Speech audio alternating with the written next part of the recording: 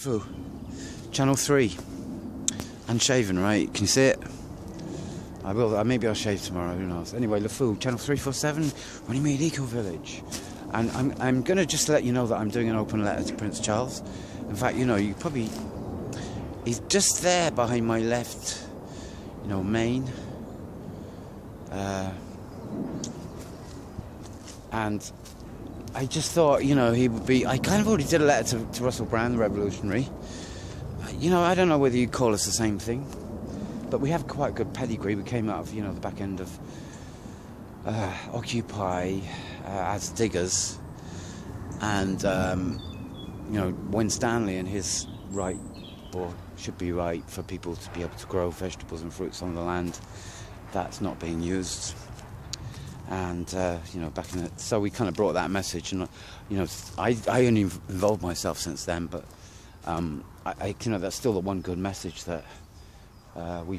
That stands, you know, we brought with us, and we're still here, and that's what we stand for. And the opportunity here is a bit like, you know, I was thinking about this. You know, the Eden Project down in, is it Cornwall? Devon probably. It's got a similar potential here, and in that, you know, the success of that has built up over a number of years, and this one is this place is. Well, we're living here, you know, this is living off-grid, and about 30 to 40 people living without interfering with anybody else, because we're away from the community as such of, you know, normal living, and we're looking to stay off-grid and become one of the first places that maybe is recognised by, well, every, you know, society, civilization, can we call it that, Prince? Mr. Charles? What is it, a Windsor? I don't know. Kept your name, have you? I don't know, names are interesting. When we do one on the royal family names sometimes, because they've kind of come down and handed down, you know, they're changing. We're all changing names, aren't we? You know, it's like, nothing wrong with that, I suppose. Anyway, I didn't show you, did I? So what I'm saying is, we're looking for, you know, anyone who's willing to support what we stand for. And the analogy, you know, the one analogy I could give you is this one. It's like a good one because it really makes it so obvious, and that is that, you know, as what we like to call civilization, we spend a lot of money defending the notion of civilization by you know, taking over land and using it for manufacture of weaponry that defends our right to be free in the West, right?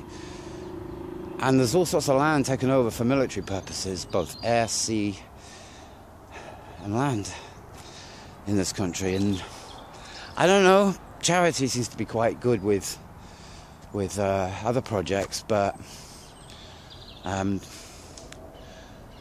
there's no recognised government support of what I call the future, and you know, maybe it's an opportunity that a few of you, you know, you in your places and are shouting about, you know, revolution, Mr. Brand, and you know, the future and permaculture and living more sustainably. There's an opportunity. We've been here 3 years now, and we haven't really disturbed anyone, and we're working all right. And there's lots of really positive things, apart from a fence that's going around us, but never mind. I'm sure that can come down sometime. Fences have a habit of coming down unless you look after them. And there's a history here by Brunel and the owners of, well, you know, I wouldn't say that they don't care, they do, obviously. But, you know, with the boom and all that, just coming up with housing, they've kind of gone apeshit, kind of knocking the stuff down. I think, you know, 5-year project, let's hope the cycle works for them, because I can't see it myself, you know, for what, more than 5 years, boom. I think we're going to go bust pretty quickly in this cycle. Seems as though we haven't really got over the last one yet. You know, austerity measures, which are due to kind of keep going until when? You know, so it's not over, is it? Publicly, it's not been announced that it's over yet. You know, we've got a boom in housing, and this, you know, this enterprise here could kick in all sorts of different things, you know, like different ways of doing things. And it could be the dawn of, you know, manufacture of all sorts of useful things that if you think about, you know, winding down the war, which is like what's claimed all the time, then those people can start doing things that, you know, because you've recognised something somewhere, it means others can kind of get going in other parts of the country, because you're kind of, as long as it's not disturbing anyone. I kind of agree with this, and there's plenty of places around the country which aren't disturbing people, apart from their minds, because people think you're trespassing. And well, if the government said we weren't actually trespassing, and got over the whole hippie problem, that calling us, you know, like hippies on the hills, freaks, you know, you have to get over this shit. It's like, this is program was, and it's like, they weren't as bad as, I got a new term anyway, it's called hip-punk. It's a marriage of punk and hippie. And there's nothing wrong with a hippie, right? Hippie in the 70s was a kind of key moment in the birth of something different that died for different reasons. But we can go into that sometime. That's not a problem. It's all kind of stupid misunderstanding. I've been eating these today. I'm not that perky, don't worry, but it's given me a bit of energy because I was done in this morning. Anyway, I'm going to leave it there. Shorter one, but I'll do another one. Prince Charles, you know, he's my neighbour, and I'll do another one on characters I've got. Where did that come? Oh, that shouldn't be there. Did I kick it? I don't know. It's dirty in here. This is my fire. Have a look at the fire. It kind of keeps me warm. But you know, we got a bit of summer today, and maybe we got another bit tomorrow coming. Hope so. It's a nice day today. I've got a few characters to tell you about in a film I'm making.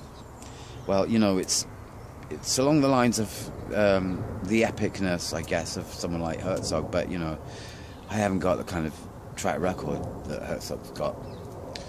But I am on a hill, and I'm staying here until the film's done. It's kind of a science fiction thing. Got a lot of interest, you know, like Kubrick. But you know, we're going to discuss it all. We're going to put 4 cameras up here, sometimes still cameras that capture nature 24/7, and every now and again I'm just going to pop into a frame and do news from another world and a few other pieces that we're going to be developing themes on, I guess. My own pet subject at the moment is Illuminati. I'm kind of just studying the history now. Before you go bonkers on, you know, conspiracy shit, and the word, you know, you get hung up on the word. Let me just tell you, I'm not dealing with those words. They're kind of blocking words. They don't kind of really help out in the discussion. I'm dealing with facts, right? There's lots of facts. You know, if you believe everything you kind of read in the papers, it's the same thing. Why are you bothering? You know, it's like you've got to find out about something first before you kind of call it one thing or another.